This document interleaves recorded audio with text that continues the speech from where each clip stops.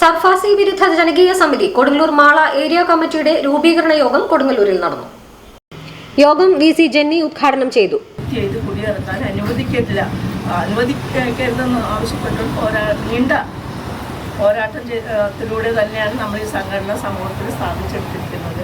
ഇതിൻ്റെ അടിസ്ഥാനത്തിൽ ഇന്നലെ നമ്മളിവിടെ കേരള ബാങ്ക്, അതായത് ഗോപി കോട്ടമുറുക്കൽ CPM-ന്റെ സംസ്ഥാന കമ്മിറ്റി അംഗം കൂടിയായ ഗോപി കോട്ടമുറുക്കലിൻ്റെ അധികാരം കൈയാളുന്ന ബാങ്കാണ് ഇന്നലെ കുടിയിറക്കാൻ വിട്ടേക്കുന്നത്.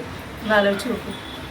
അപ്പോൾ ഇതാണ് സമൂഹത്തിൽ ഇവിടെ നിൽക്കുന്നത്. ഇപ്പോൾ അർബൻ ബാങ്ക്, ഞാനിപ്പോൾ നേരത്തെ പറഞ്ഞ പോലെ 1.5 ലക്ഷം രൂപ കിട്ടാക്കടം പറഞ്ഞുകൊണ്ട് ഇന്നലെ ആ ഒരു ദളിത് കുടുംബത്തെ ജപ്തി ചെയ്ത് കുടിയിറക്കിയിരിക്കുന്നത്. നമ്മൾ അവസാനം താഴെ തല്ലിപ്പൊളിച്ച കുടുംബത്തെ രാത്രിക്ക് രാത്രി കേട്ട് താമസിപ്പിച്ചു.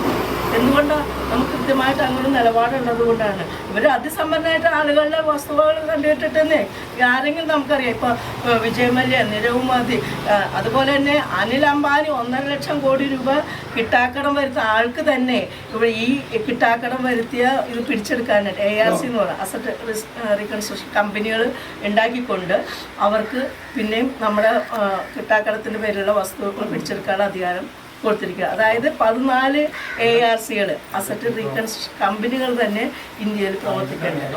TA ഗഫൂർ അധ്യക്ഷത വഹിച്ചു. കമ്മിറ്റി ചെയർപേഴ്സൺ K രമേശൻ മുഖ്യ പ്രഭാഷണം നടത്തി.